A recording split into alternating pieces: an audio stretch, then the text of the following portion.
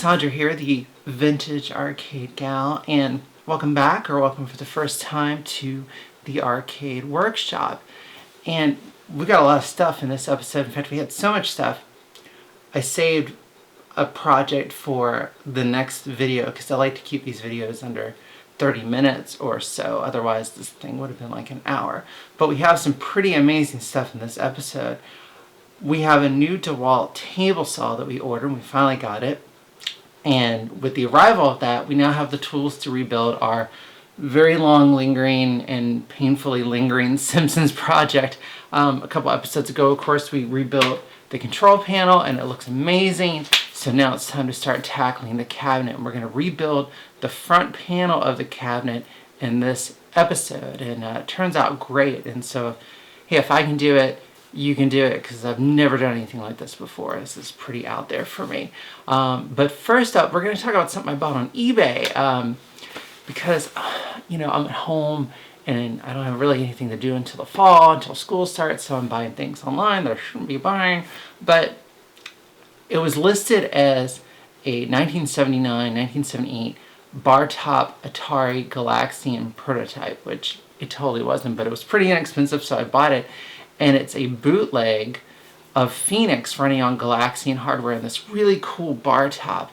But I thought it'd be fun to kind of talk a little bit about bootlegs and why they're so interesting and why they exist in the arcade realm of history. So let's take a look at bootleg games. Arcade game collectors have probably spent a decent amount of their lives looking at ads on Craigslist for games or on eBay, or if you're like me, you may be a bit old school and have been to arcade or vending machine auctions in the past, like in the 80s and the 90s. Bootleg machines and boards are a pretty common sight in arcade game collecting. Now, for this video, I'm not going to include the countless multi-JAMA boards or 60-in-1 boards that are technically bootlegs. These are pretty commonplace in today's multi-cade hobby building market. For this video, I'm just going to focus on manufactured bootlegs and copy boards and cabinets during the golden age of arcade games, which we'll call like 1978-ish to 1984. Now, bootleg games were a big problem for major companies, and they fought pretty long and hard in court to stop unauthorized distribution and copying of their products. Bootleg arcade games started showing up almost as soon as arcade games showed up in the early 70s, but it's towards the late 70s and early 1980s where we really start to see them in large quantities. Okay, so you may be asking yourself, why on earth would anyone ever buy a bootleg arcade game back in the day in the 80s when these things were just making quarters and quarters and quarters of money? Well, the first thing, of course, is price. Bootleg anything, if it's a handbag or a toy or a watch, they're always cheaper. Bootleg arcade games tended to cost about 65% to 70% of the cost of the real deal. And these things usually cost about $2,000 brand new back in the day, which was a lot of money for a small business or like a bar or a family restaurant or a convenience store. The other thing is bootleg manufacturers often sold their products directly, meaning they didn't go through a distributor like the major companies like Atari or Midway would have gone through. So they would use kind of more aggressive sales techniques, let's say like things disguised as investment meetings. They would bring people in and show them how much money they can make on these games. And by the time they actually got the games, the customer got the game, of course, they may have either realized that it wasn't legit, it wasn't a great game, or trying to contact people to figure out what the heck happened, why their Donkey Kong was called Conky Kong and looked terrible and didn't really work right. Well, the salesman was long gone on to something else at that point. Okay, so what we're going to do is we're going to kind of use records as an analogy for the three kinds of bootleg arcade games you might find out there in the wild. First of all, you have the totally unauthorized direct copy of a game. Something like if it's a bootleg of Frogger, it's going to be called Frogger, and it may even have a cabinet. It may not just be the board, and the cabinet may have artwork and everything that makes it look pretty legitimate.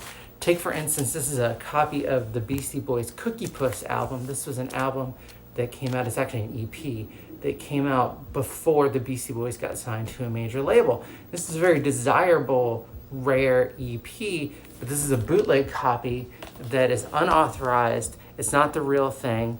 It's a little less well made than the real one. Probably the sleeve doesn't feel quite right, but the artwork is correct and the music is correct. So that's kind of like one of that first style of bootleg. The second kind you may have is where arcade games, it's Frogger, but maybe it's called something different. So it's called Frog.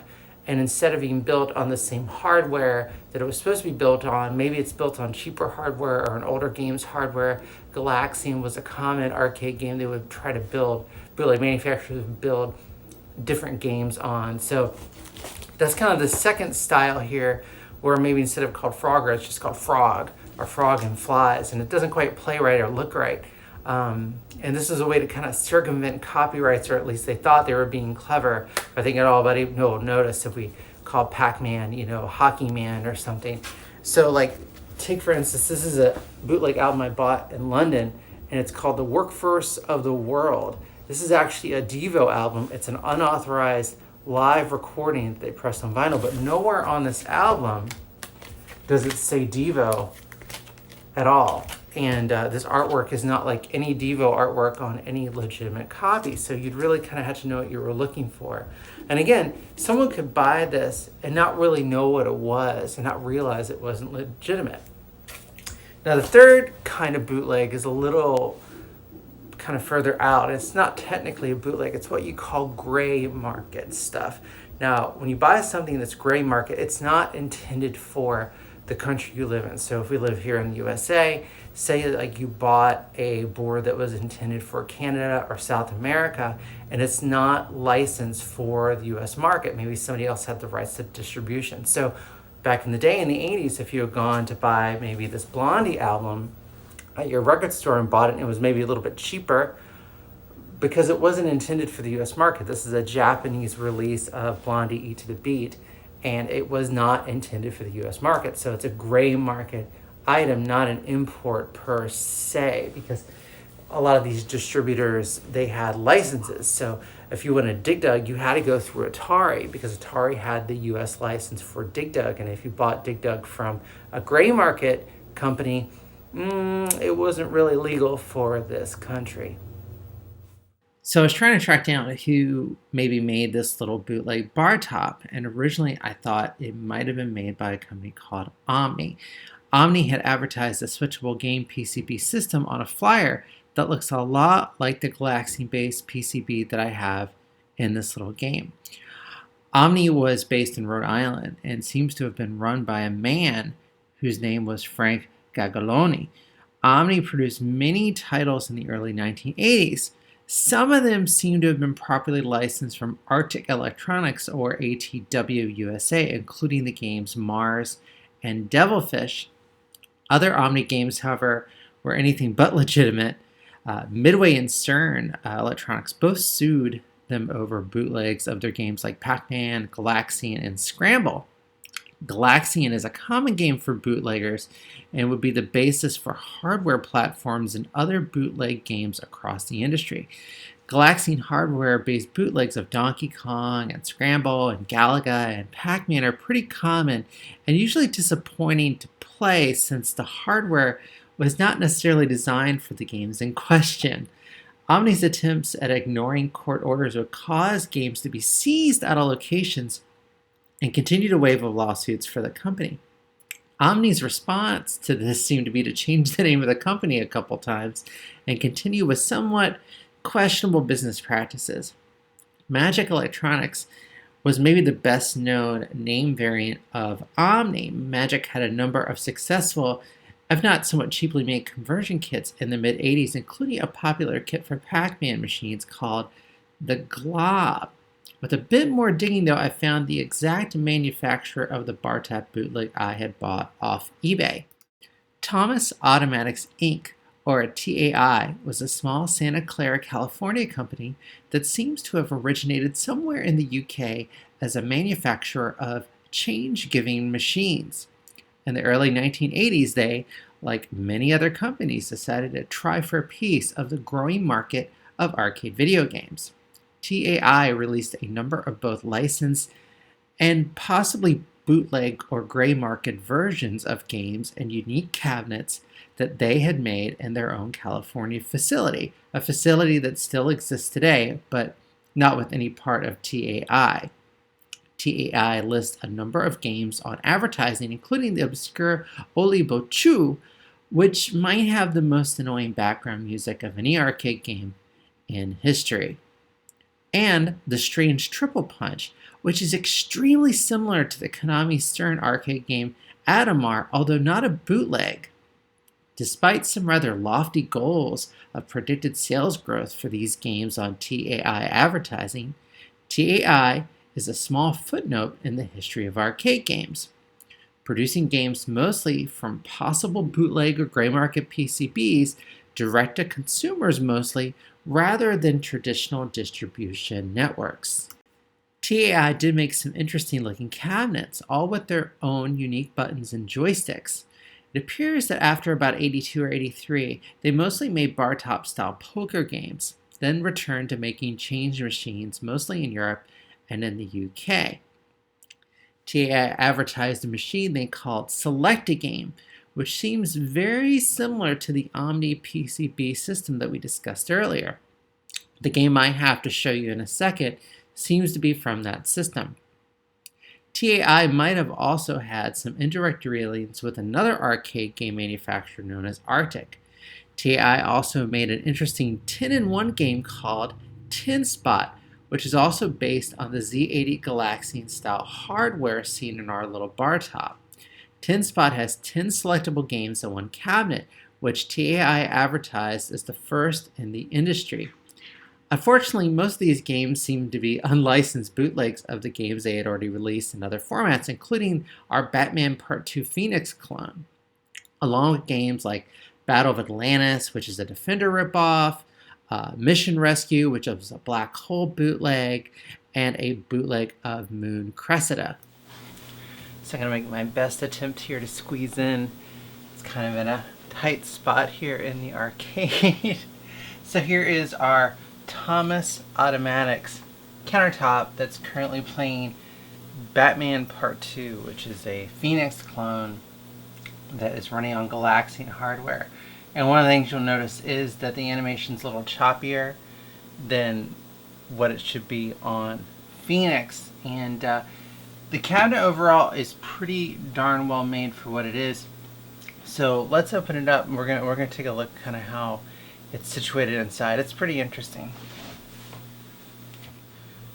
Here, I'm going to try to give you the best angle I possibly can with this. So how this works is in the back there's a key, and the key unscrews counterclockwise, and that actually opens up the cabinet. You'll feel it kind of eventually give way, and this whole front panel folds out. I'm going to try to do this as sanely as I can so it's not, well, it's pretty stable. So what you see down in here, you see there's it's a Wells Gardner 13-inch 4800 monitor. It's a great monitor. It's in good shape. It has burn-in from this game, so it's only ever been this weird Batman Phoenix clone. Right below it is the CPU that's built on Galaxian hardware. The weird thing about this is that the CPU and the monitor are, neither one is bolted into the machine. They just slide in. They have little slots. And it's just held in there by these slots and by gravity and I guess by the goodwill of nature. To the left of the monitor, way in the back, is a switching power supply. It seems like it's the original one. On the right here, there's a nice wood coin bucket. And above that, way in the back, is the isolation transformer, the line filter, and the coin counter. There is no on-off switch. You just plug this thing in and it comes on at once. And the wiring is all neatly done. There's a piece of smoked plexiglass here on the front, and just a single coin mech.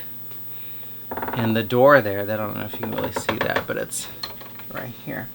So that's pretty much it. And it's the biggest impression I have again is this thing is very, very well made. The wood is nice, it's well cut. This metal ridge that kind of lines up with the cabinet once you relock it with the key. Here's the little apparatus that screws into the bolt. It's all very well made. There's no manufacturer's markings on it anywhere, probably because of the maybe questionable material, or it's possible that the manufacturer's mark just came off at some point. But there's a serial number tag in it which states that it's number 179-1. I have no idea how many they made, but I'm willing to bet very few of these still exist. So let's play it. I'll show you the gameplay of this thing. It's pretty interesting. I'll try to position this the best I can so one, my big head isn't in the way, and two, so you don't get a lot of glare from the other games. So got our quarter. It's a little clunky. And these buttons are interesting because there's a plastic kind of guard on the front, and the buttons squish all the way down, but they light up also. I guess that was pretty common for bar tops. And the joystick there's a good bit of play on it. It's unique to this company as far as I can tell. The base doesn't move, only the center part. The sound is pretty pathetic. The speakers are very, very small on this thing. They look like something out of a clock radio.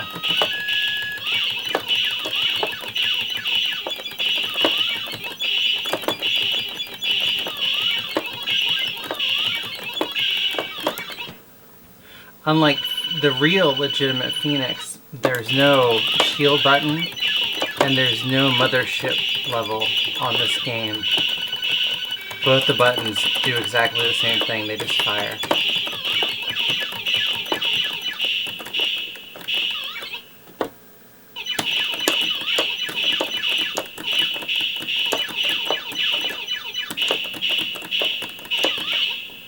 I'll also say the AI on this is a little dodgy.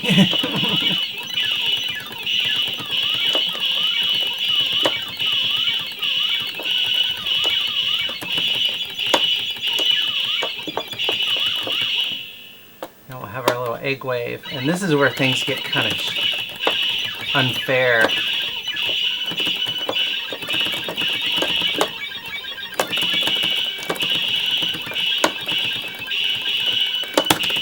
See, they just kind of come right at you.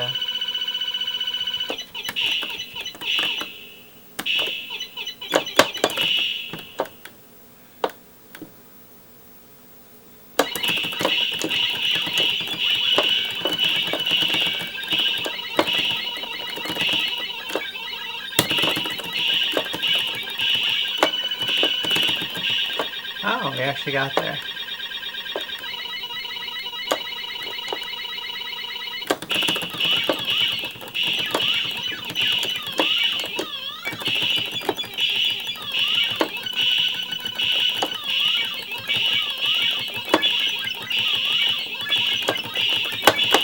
I think that's pretty much it. Oh, I actually got an extra guy.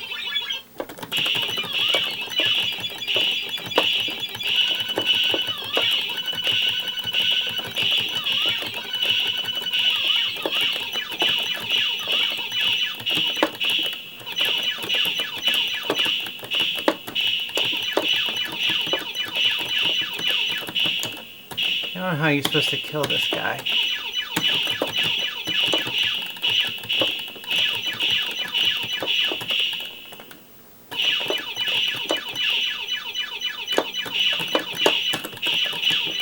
Oh, I did get him.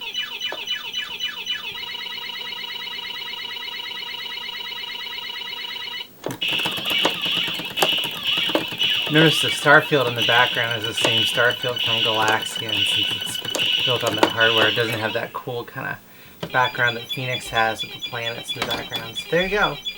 There is Batman Part 2, a bootleg reworking of Phoenix and on Galaxian hardware. It's pretty out there, pretty interesting. And it is on MAME, it's been emulated, but there's probably not too many of these around anymore.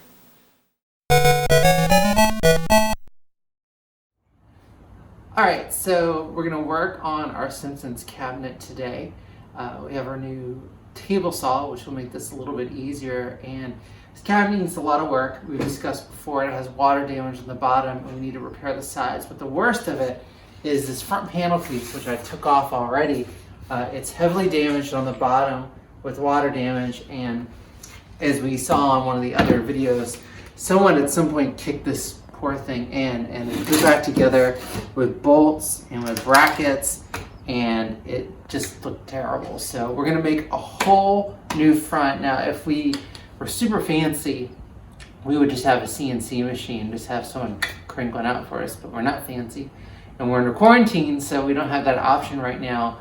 And it's kind of a waste, I guess, just to CNC one piece. So we're going to make this from scratch using our table saw and a router and some ingenuity. So let's see what we can do. All right, so let me show you. Here's our old, broken, nasty front panel. We measured it out to figure out all the sizes and to figure out where the rabbit slots are that fit the game into each other. We have a huge piece of particle board that we had to cut in half with our new fancy table saw. And then we have the smaller piece, and we're setting up for where we want the coin holes. And there at the kind of the back and forth of the old one. Okay, so our first rabbit hole, that's where it needs to go. And we measure the depth just to make sure we know what we're doing. We just use a router for this.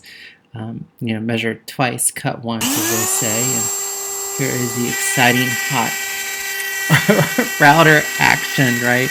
Slow and steady wins the race. I usually get my wife to do the cutting for this kind of stuff. She's a lot better at it than I am. She has a steadier hand. But hey, I'm there to supervise, right? And then we have our slot, our first slot, but also the sides need to be beveled. Here you can see the original one with the pretty nasty water damage. So we set up for our side rabbet using, again, the router, making sure to measure everything perfectly. And this came out pretty smoothly, and it looks great. It's already so much better than it was. And there's that goes to the back of the cabinet, fits into the slot of the base, and then that little outer bit is the outside, and there it is from the back. And we are measuring out our place where our coin doors go. Now here I am. What we're doing here is probably a better tool for this, but we're drilling out our edges and with a drill, obviously, and then we're going to use the saber saw to cut into kind of a rough cut of the coin door. You just have to be careful here and take your time. And here's the dramatic footage of the anticipation. It's brutal, isn't it? So we have the rough cut of the area where the coin doors need to go. Now we just need to make it look pretty. So now that we have our coin doors cut, we just need to clean up with the router. Now, there's probably a much easier way to do this, but this is the way we're doing it because this is what we have to work with. All right, so it's router time. What we did was use the old piece of the front to use as a guide for the router to go. And this was smart and stupid at the same time. The reason it was smart was it will all measure up. And as you can see, there's a little mistake here in the upper left-hand corner, and that was because we kind of momentarily forgot that half of this coin door front was broken, and of course the router follows the broken bit, but it wasn't a huge hip cut as it might have seemed originally. So here's the router doing its business. Gosh, this stuff just makes a mess, and it was really, really windy. We did it, and here you can see the little hole. I plugged it with a dowel, and then I'll just putty it and sand it, and once I paint it, you'll never see it's there. And then the lip of the coin door mech actually will cover even most of that. There's my putty, and just letting it dry with some glue, and hey, there you go. It's looking good. Gosh, what a difference here. You can see the old versus the new, the old broken one, and once we paint it and get it set up, it's gonna look just amazing. So here we go from naughty to Howdy. It looks amazing. It's so much better than what it was, right? The only, of course, little thing, we had a little mistake with the router there, but it's all patched up and you'll never be able to tell. Most of that will be covered up by the lip where the coin doors. So obviously we need to paint it, but the next step on this thing is to fix the sides with all this water damage. But that will be for another day, not today. So, but a lot of progress today. Very excited. Our table saw really worked out. So the right tool for the right job makes all the difference in the world. There you go. Alright, so that is pretty much it for this video. We kind of ran out of time because I don't want to make these videos like 18 hours long. But the next episode, we are going to put the artwork on our Arcade machine. You know, the whole schmear. We're going to have side art, front art, control panel, bezel, everything. It's going to look amazing. And we're also going to address our Donkey Kong project that's kind of up next. And we'll continue to work on our Simpsons cabinet repair. We're going to look at those sides and fixing that water damage. So that's it. That's all I've got for you. Hope you're safe and sane out there. Take care of yourself. Be careful. We're not out of the coronavirus situation yet. So happy hunting and thanks for watching. Bye.